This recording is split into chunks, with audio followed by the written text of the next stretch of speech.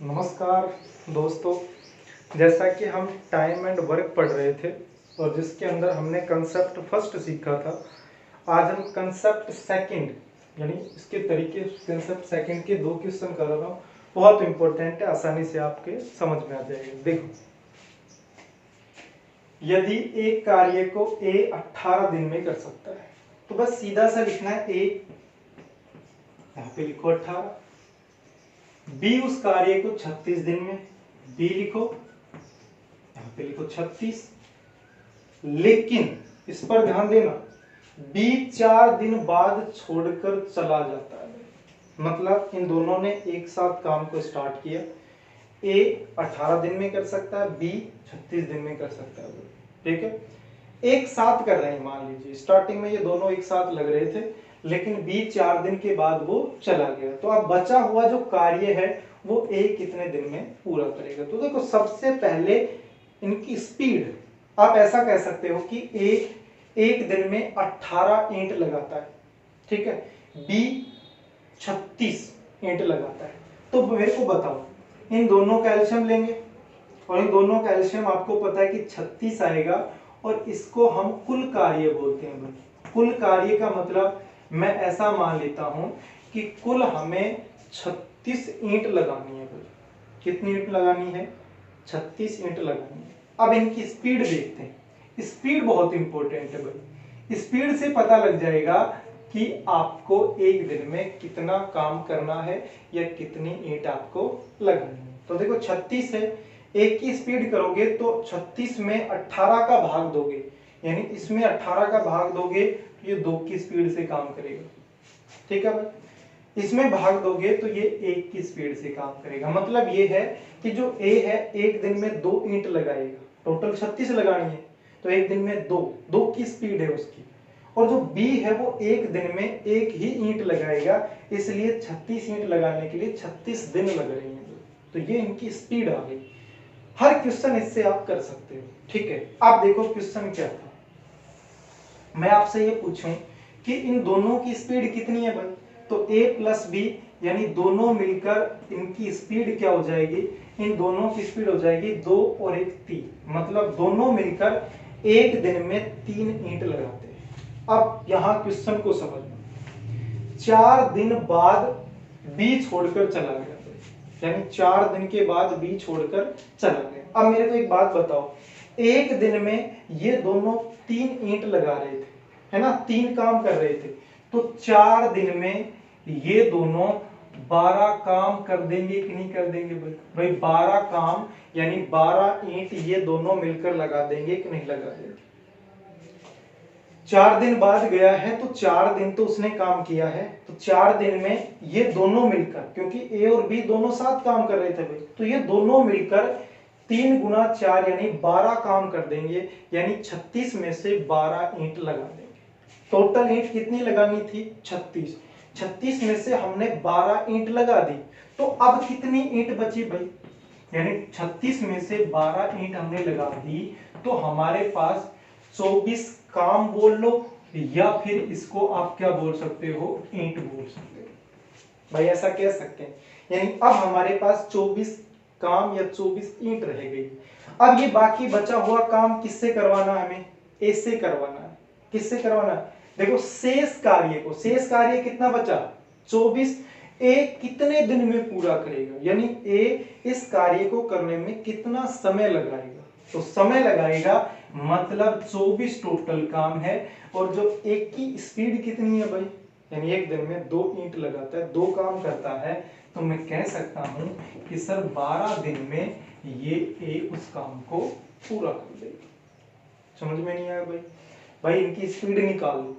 A B है वो 4 दिन बाद छोड़कर जा रहा है, तो 4 दिन में तो दोनों ने मिलकर 12 काम कर दिए, तो 36 में से 12 काम हो गया, तो बचा हुआ काम कितना रह गया?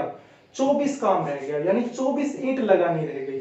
अब ए को करवाना है, ए से करवाना है, तो ए एक दिन में 2 ईंट लगाता है कि नहीं? तो भाई 24 ईंट कितने दिन में लगा देगा? 12 दिन में लगा देगा। ये इसका आंसर है।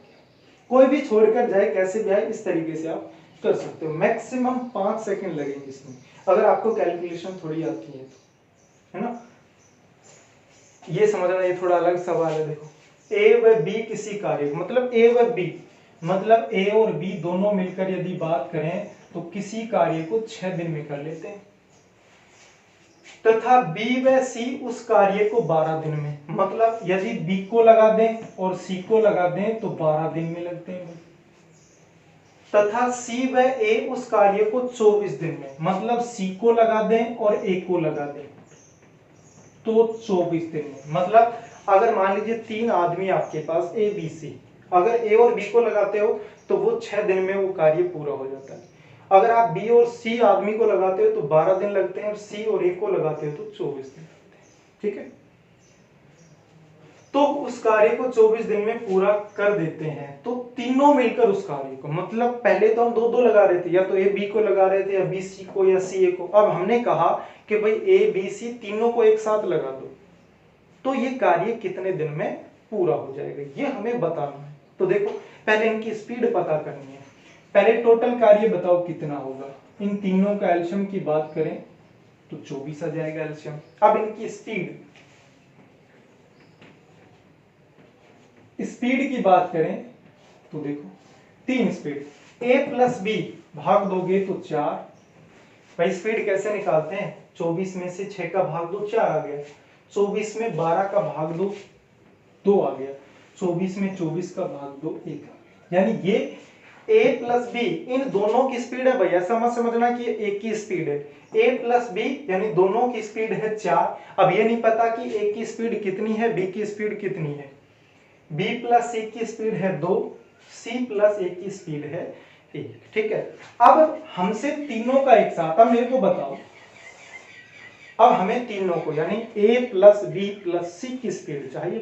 भाई तीनों मिलकर कितनी स्पीड से काम करते हैं। तो देखो a दो ए हो गए, b b दो b हो गए, c c दो c हो गए। तो मेरे को बताओ इन तीनों समीकरणों को मैं जोड़ दूं, क्या कर दूं, जोड़ दूं।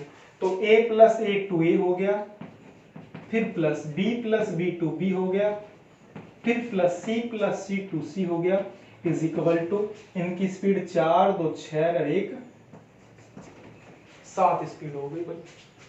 ठीक है, इन दोनों में से 2 कॉमन लोगे तो a plus B plus C 7। तो मेरे को बताओ a plus B plus C is equal to 7/2 यानी 3.5 की स्पीड हो जाएगी। नहीं आया समझ में भाई, तीनों को जोड़ना है। ये इतना करने की आवश्यकता नहीं है, इतना आपको मैथ आती होगी यार। इन तीनों को जोड़ने पर 2 कॉमन लेके a प्लस बी प्लस सी 2 का भाग इधर दे दिया तो a प्लस बी प्लस यानी तीनों की स्पीड आ गई 7/2। ठीक है, तीनों की स्पीड कितनी आ गई 7/2। अब देखो भाई ये स्पीड आई, हमें तो इनसे काम कराना है, तो बताओ कितने दिन लगेंगे 24। कुल काम कितना था 24, तीनों को एक साथ लगाना है भाई। 7/2 लिखोगे तो 2 ऊपर जाएगा कि नहीं जाएगा, यानी 48/7। ठीक है, यानी पॉइंटों में आएंगे तो ये आपका आंसर हो गया। ऐसा भी कह सकता था कि ए उस कार्य को कितने दिन में कर देगा, बी कितने दिन में, तो कर सकते हो। आपको सिर्फ ये कंसेप्ट पता होना चाहिए भाई। टंकी के हैं कुछ जो अगले कंसेप्ट 3 है उसमें कुछ कितने दिन आए कितने दिन नहीं आए, फिर नया जोड़ दिया, तो सारे कंसेप्ट कराएंगे, आप टेंशन मत लो। और बेसिक कंसेप्ट सीखना बहुत जरूरी है, एग्जाम में क्वेश्चन बेसिक कंसेप्ट से आते हैं भाई। तो आज के लिए इतना ही, धन्यवाद।